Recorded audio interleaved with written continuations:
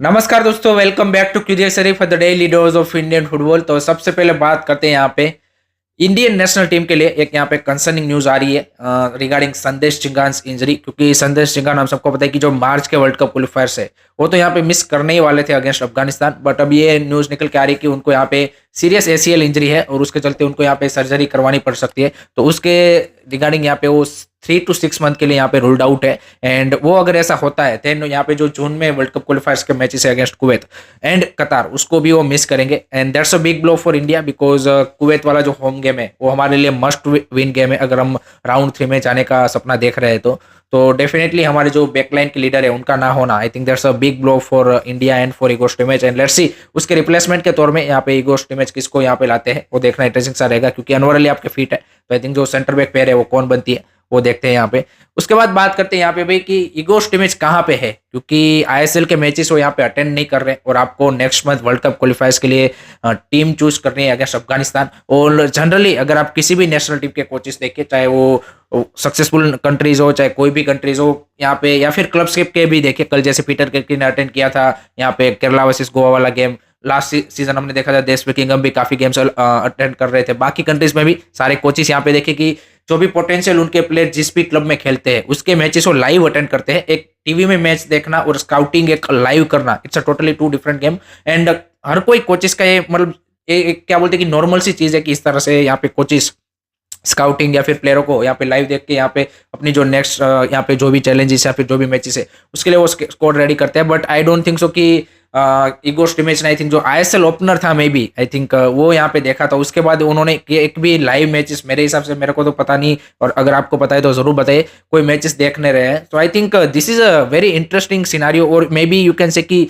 First time यहाँ पे हम देख रहे हैं कि यहाँ पे किसी भी नेशनल टीम के कोचेस बिल्कुल जो वहाँ की लीग से जहाँ से उनको प्लेयर सिलेक्ट करने हैं, हम ऐसा नहीं बोल रहे कि सारे मैचेस आपको अटेंड करने, बट जैसे कि मोहन बगान से आप काफी ज्यादा प्लेयर चूज करते हो, अब बेंगलुरु एफसी से, मुंबई सिटी से, तो जो आप 4-5 क्लबों से जहाँ से आपकी 15-20 प्लेयरों की सिलेक्शन होती है उसके मैचेस तो आपको एटलीस्ट कुछ परसेंटेज तो देखने चाहिए। बट वो भी नहीं देख रहे हैं। आई सरप्राइजिंगली सी कि एएफएफ भी भाई इसके रिगार्डिंग ना तो कोई सीरियस है ना कुछ है। एंड इगो स्टिमेज फिर टीम सिलेक्ट करते हैं, एवरीथिंग गोज, मतलब यहाँ पे चला जाता है, तो सारी चीजें है। तो I think this needs to be question should be asked कि भाई आप मैचेस क्यों अटेंड नहीं कर रहे हो, आपकी जॉब का ये पार्ट नहीं है क्या आपको इसके रिगार्डिंग बोला नहीं जाए, क्या क्या सिनारियो है। आई थिंक इसके रिगार्डिंग सीरियसली यहाँ पे जब भी नेक्स्ट यहाँ पे इगो स्टिमेज से कोई भी प्रेस कॉन्फ्रेंस करे तो उससे पूछना चाहिए कि आप आईएसएल के मैचेस क्यों अटेंड नहीं कर रहे हो।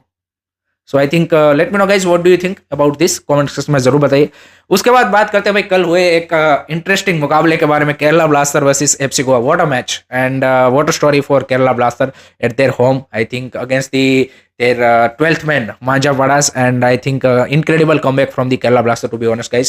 And FC Goa at the same time I think more frustrated, disappointed, and I think Manolo Marquez ने भी जो post match press conference है उसमें वही सारी चीजें बोली कि team didn't have a character after you can say कि losing a Victor Rodriguez and संदेश चिंगान। एंड उन्होंने बोला कि जो सेकंड हाफ में पर्टिकुलरली जिस तरह से हमारी परफॉर्मेंस थी, अगर ऐसी परफॉर्मेंस रही तो हम नेक्स्ट यहाँ पे नेक्स्ट कप ऑफ मैचेस भी हार सकते हैं। एंड आई थिंक वो कहीं ना कहीं सही है। आई थिंक जो बोरहा अरेरा की जो इंजरी है सेकंड हाफ में, वहां से पूरा जो मैच है वो कंप्लीटली मतलब वन साइडेड ही चला गया और जो कैरेक्टर इंटेंसिटी सब कुछ है वो एफसी गोवा ने उस मोमेंट के बाद लूज कर दिया। उन्होंने ये भी एक्सेप्ट किया कि जो नीम दोरजी को मैंने सब्स्टिट्यूट किया वो भी एक मेरी गलती थी, क्योंकि वो येलो कार्ड पे था इसलिए मैंने सब्स्टिट्यूट किया। बट उसके बाद भी हमारी जो डिफेंसिव स्ट्रक्चर है वो पूरी चेंज हो गई, क्योंकि काल मैक्यू को आपको डिफेंस में डालना पड़ा एंड पूरी नई मिडफील्ड के साथ आप यहाँ पे क्या बोलते कि उसके बाद खेल रहे थे।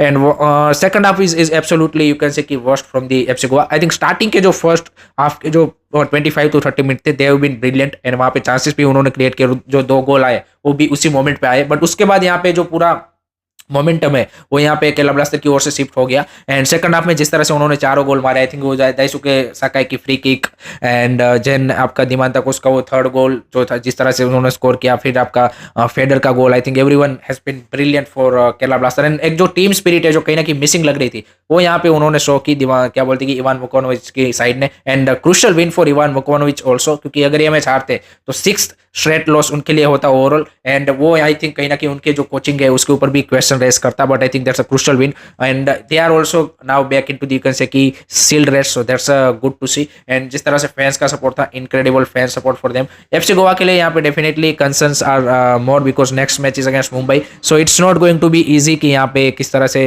वो यहाँ पे bounce back करते हैं, वो देखना काफी इंटरेस्टिंग सा रहेगा। बट एक आध दो प्लेयर ने यहाँ पे promising अच्छा परफॉर्मेंस दिया है, particularly I think Udanta and Mohammad Yasir looks good, so that's a positive sign for you can say कि Manolo Marquez. But let's see how they are going to bounce back. And Kerala Blaster looks amazing today, so that's a great to see.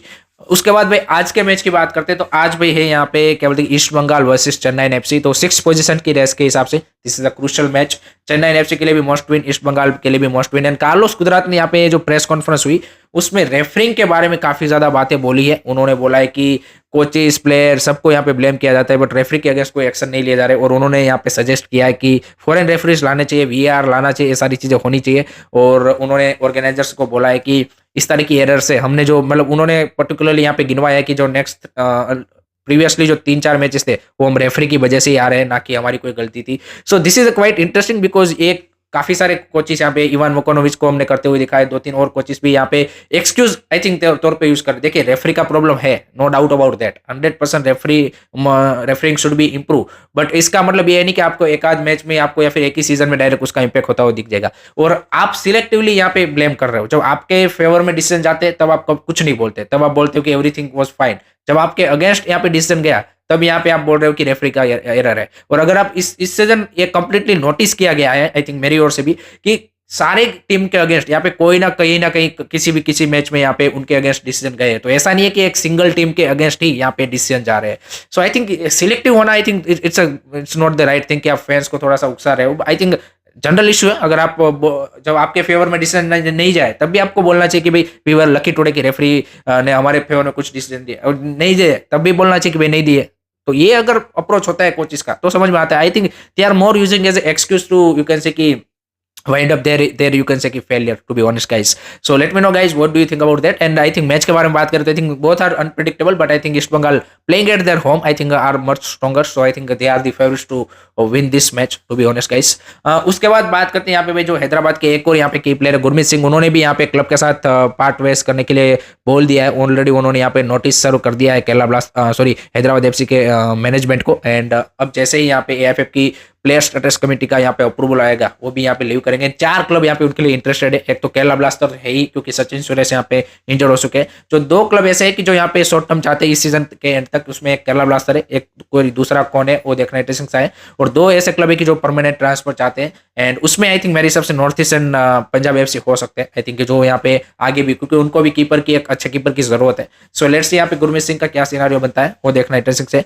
उसके बाद जो Kerala blaster के यहाँ पे director है निखिल भारद्वाज, उन्होंने club के रिगार्डिंग यहाँ पे कुछ प्लान रिवीज किए हैं जिसमें उन्होंने बोला है कि जो हमने वुमेन्स टीम यहाँ पे बंद की थी डेफिनेटली उसके बारे में आगे आने वाले टाइम में यहाँ पे रिस्टार्ट करने वाले बारे में सोचने वाले हैं। So that's a good thing. दूसरा उन्होंने एकेडमी के बारे में बोला है कि नेक्स्ट 1.5 ईयर में हम यहाँ पे फुल्ली फ्लेज जो केरला ब्लास्टर की एकेडमी है वो यहाँ पे स्टार्ट करना चाहते हैं कि जहाँ पे अंडर 10 से लेके सीनियर टीम तक यहाँ पे पूरा एक सेटअप होगा। एंड सारी चीजें उसके अकॉर्डिंग प्लान चल रही है with the Kerala government and everything.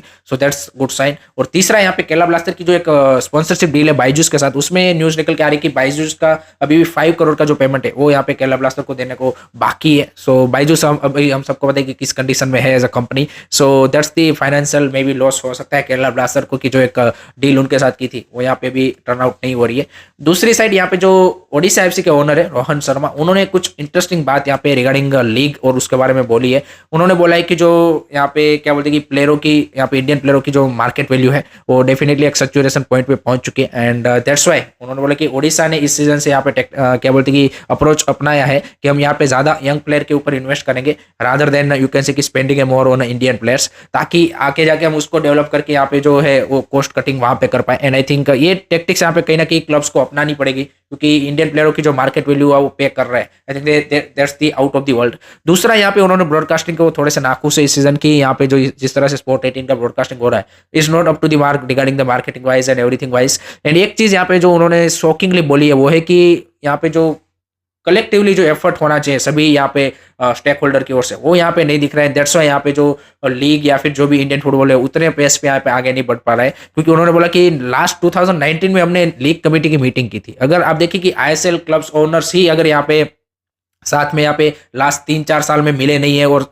Discuss नहीं किया है कि what they planning to do for a league for you can say Indian football for the ISL, then how can we expect कि आगे यहाँ पे कुछ होने वाला है। And I think that's the scenario. क्योंकि जब भी मैंने भी काफी बार आपको बोला ही है कि आप देखिए कि AFF doing their work national team coach and players doing their work only in their vision, and ISL, FSDL owners, everyone is not on the same page, and that's the big issue for Indian football. And I think अगर ये यहाँ पे आगे आने वाले time में कुछ solve नहीं होता, आई थिंक FSDL भी उन्होंने भी अपना इंटरेस्ट लूज कर दिया है, some of the clubs lose their interest यहाँ पे, क्योंकि नहीं तो आप देखें कि क्लब्स भी इंटरेस्टेड होते हैं, ओनर्स भी इंटरेस्टेड होते हैं, देन डेफिनेटली वो हर साल यहाँ पे जनरली होता ही है कि मीटिंग होनी चाहिए कि भाई नेक्स्ट सीजन हम क्या यहाँ पे इंप्रूवमेंट चाहते हैं, ओनर्स की भी डिमांड होगी कि भाई ये सारी चीज़ें सही होनी चाहिए, बट वो अनफॉर्चुनेटली नहीं हो रहा है। That's the big you can say कि loss for the league also, and let hope so कि यहाँ पे जो सिनारियो है वो यहाँ पे आगे आने वाले टाइम में चेंज हो, अदरवाइज आई थिंक उतना ज़्यादा चेंज आपको देखने को नहीं मिलेगा। So that's it from my side guys regarding today's Indian football news. I hope कि आपको वीडियो पसंद आया होगा।